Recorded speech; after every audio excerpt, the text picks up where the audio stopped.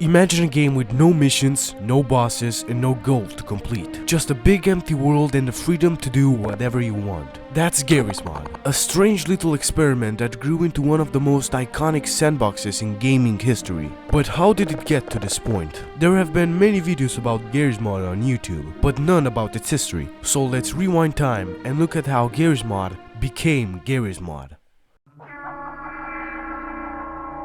Half-Life 2 released in 2004, and it came packaged with Valve's revolutionary new engine, the Source engine, featuring groundbreaking graphics and tons of physics. Valve even released the Source SDK, giving people the freedom to make their own projects with the engine. Among the sea of creators, there was someone who became fascinated by the engine's physics. Rather than playing Half-Life 2 as intended, he wanted a version where he could just screw around and give players the freedom to do the same. The result of that ended up being GMod.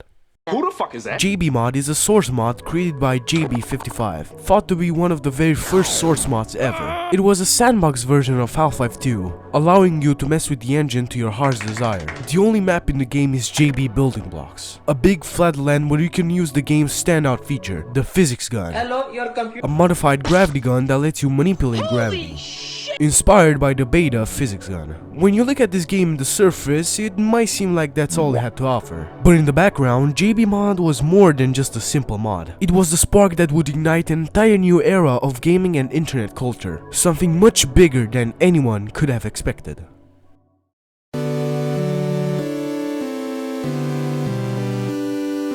Enter Garry Newman, a 22-year-old amateur programmer who had been freelancing as a web designer.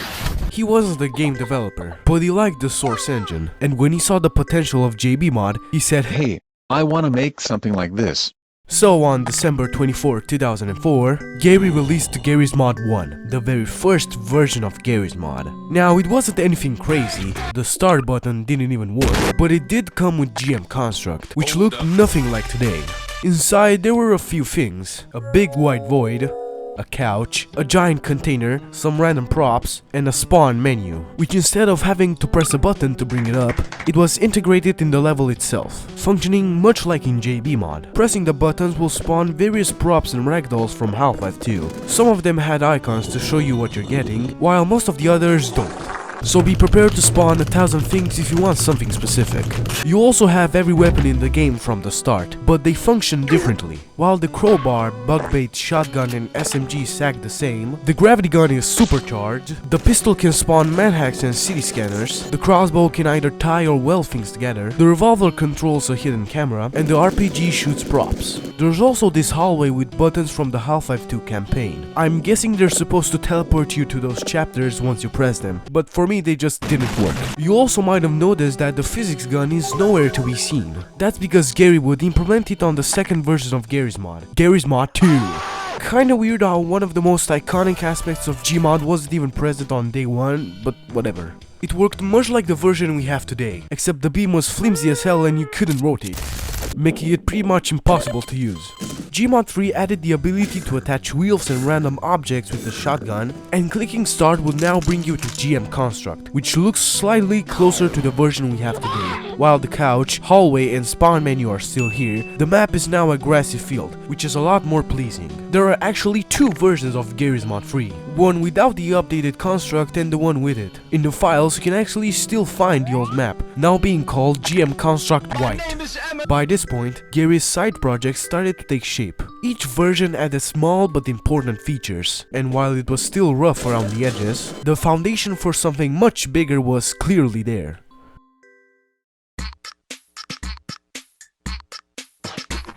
The start of the year brought Garry's Mod 4, which expanded the game once again. All of the props in the map have been removed, and Construct was made larger, complete with a garage in a flat concrete building area. A new spawn menu appeared as well, letting players choose between different block shapes for building. I'm not really sure how you're supposed to build anything because the physics gun is just terrible. Some weapons also got name rebrands to be much more accurate. The pistol is now enemy shooter, the rocket launcher object launcher, and so on. Alongside these tweaks came two new tools: the camera, similar to the one in modern GMod, but you can rotate, and the thruster shotgun, which places thrusters just by firing it. This is also when the game began to grow a small but loyal community, which would only continue to grow bigger and bigger.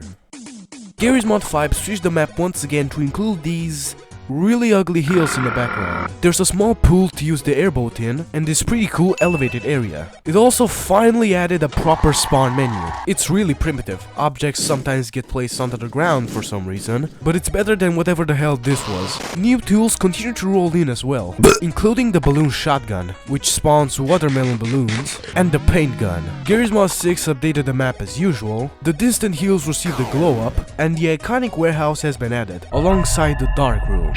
The pool has been changed to be a natural lake, and there's even a small island in the middle. Garry also updated the GUI for the game, and he added a startup window that introduces players to Garry's Mod. There's also the first iteration of the tool gun, being called the multi-tool. Upon interacting with it, there are a few modes. First, there's expression mode, which works much like the face poser we have today, but only lets you pick from pre-made expressions. The eye poser, pretty self-explanatory. The fire gun, which sets fire to anything for 20 seconds, and the entity remover.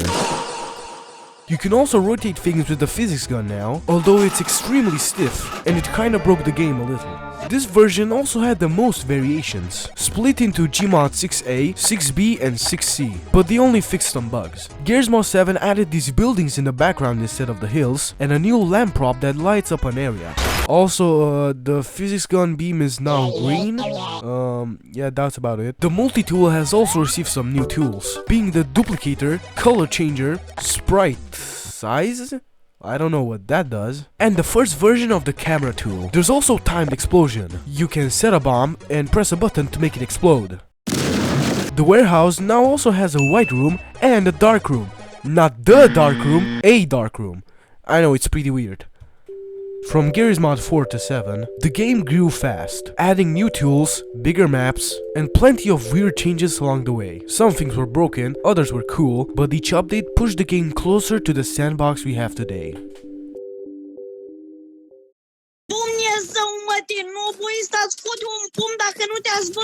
The date was May 9, 2005, 4 years after 9/11, and GMod 8 had just released. Garry made a huge technical shift during development. The game now ran on a modified Half-Life 2 deathmatch codebase, rather than the usual Half-Life 2 one. At first glance, that might not seem like a huge deal, but it had a massive impact. Changing from the standard Half-Life 2 code to the deathmatch one meant that it will cause less lag, fewer bugs, and it would make it easier for Garry to add new features. Most of the tools we've known up until now have been moved into the new spawn menu, while others were sadly removed. And the fizz gun has received its iconic blue color, alongside a much needed upgrade. The wonky beam from before has been replaced with the strong, sturdy one, so you can pick up stuff more reliably. GM construct hasn't really been changed all that much. Apart from these new grass sprites and the removal of the Half-Life 2 hallway, it's still classic construct, although I don't think anyone is crying over the last one. Also, there's this really ugly and disgusting bloom effect that's automatically applied to you once you join. What is wrong with you? However, Garry would go above and beyond with the next version, which would even make the mod win Mod of the Year in 2005, and one that most older players of Garry's Mod are probably familiar with. I'm of course talking about GMod 9. On the surface, this version really doesn't seem that crazy. It slightly changed GM construct, the spawn menu got some new icons, and... wait, what is that? Garry's Mod 9 added Lua, a programming language that made it possible to fully mod the game. It might seem small, but Garry's Mod would not be Garry's Mod without it, since every workshop add-on today has been made with it. So this was big. And to show off the power of Lua, Garry added a bunch of game modes that were built entirely with it. First up is Melon Racer. You play as a melon, you can only move in 2 directions, and have to race across the map without smashing yourself. This is by far the most iconic mode out of every other one, and for good reason. It's really fun to try and get the best time while also avoiding the various obstacles in your way. While every other game mode has a single map to go for it, Melon Racer has 2, Test and Lockdown. Test is the one you've seen up until now. It's a grassy field surrounded by brick walls, a bridge, some crates, and tons of small hills. Lockdown, on the other hand, is just a Half-Life 2 map, that being D2_prison_03, except now it's been modified to be more Melon Racer-y. There are tons of tight corridors and sharp turns. This game mode also kinda reminds me of Sonic Ball, that being a racing game where you also control the sphere and go really fast.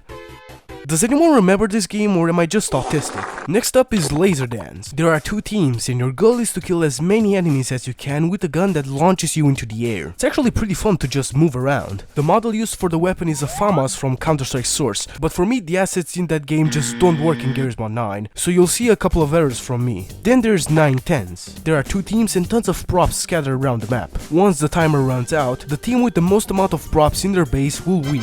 This game mode is actually based on another mod Garry created while he was burnt out of Garry's Mod, that being 9-10s. Let me know if you guys want a video on this, as it's pretty interesting. Next is football. It's just football.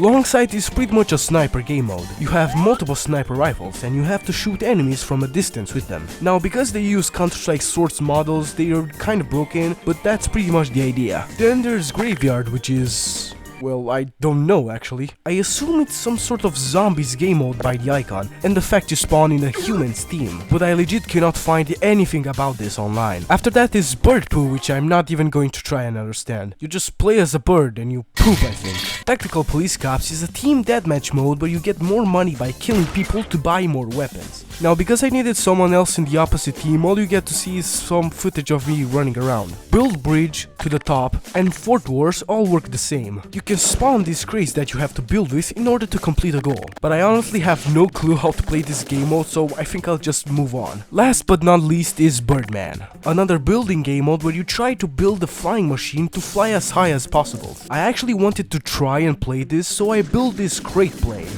but it didn't really work out. Then I tried replacing the wood with metal instead, and it at least didn't break down on me. This mode actually has a very interesting backstory. Apparently this was based on a flying competition back in 2005 by the same name, and there's even a link to the page that, if you go now today, will only bring you to an Indonesian gambling website. Okay, man. Editing Billy here. Before I end this whole game mode section of Garry's Mod 9, back in 2005 there was a leaked version of Garry's Mod 8, being GMod 8.4, which eventually became GMod 9. The sandbox was pretty much the same, but the game had a scrapped game mode called Running Man. There are two teams, Team Mossman and the Running Man. The Running Man moved twice as fast as normal players, had 1000 health, and had to kill as many Mossman players as possible before running out of ammo. Team Mossman's goal was to kill the Running Man, and whoever landed the killing blow became the next Running Man. Figardo made a really good video about this subject, and he also uploaded the game mode to the Steam Workshop if you're too lazy to download the leaked version. Anyways, back to the video. For a while, Garry's Mod 9 is the Garry's Mod that people knew, and it still remains pretty iconic to this day. I also like how the game mods make this version stand out from the rest. They are entirely unique to it and don't appear in any other version, not even in future updates, sadly. Speaking of which, the next big update for the game wouldn't come for about 6 months. That's a pretty long time considering they used to come within days of each other. That's because Garry wasn't just tweaking a few things again, he was rebuilding the game from the ground up to run entirely on Lua. But during that time, someone approached him with a giant opportunity, one that I don't think anyone would turn down. And that someone was none other than Gabe Newell. Gaben. The offer he presented him was to bring Garry's Mod to Steam as a fully commercialized product. This was an exciting turning point. Garry's Mod wouldn't be just a small mod anymore. And on November 29, 2006, Garry's Mod officially launched on Steam for $10. I don't think I can do this update enough justice unless I list literally every single feature that it added and changed, which is exactly what I'm gonna do. Updated construct, improved physics gun, every Half-Life 2 weapon on spawn, no clip, new menu, new map menu, change player movement, new icon system, new tools, the tool gun, you can change player models, you can spawn NPCs, can spawn vehicles, bouncy ball, folders, manhack gun, Lua, spawn effect, read effect, undo button, new player list, Garry's Mod options, the logo, better camera. Oh, did I mention that there's flat grass now? Man, that was a lot.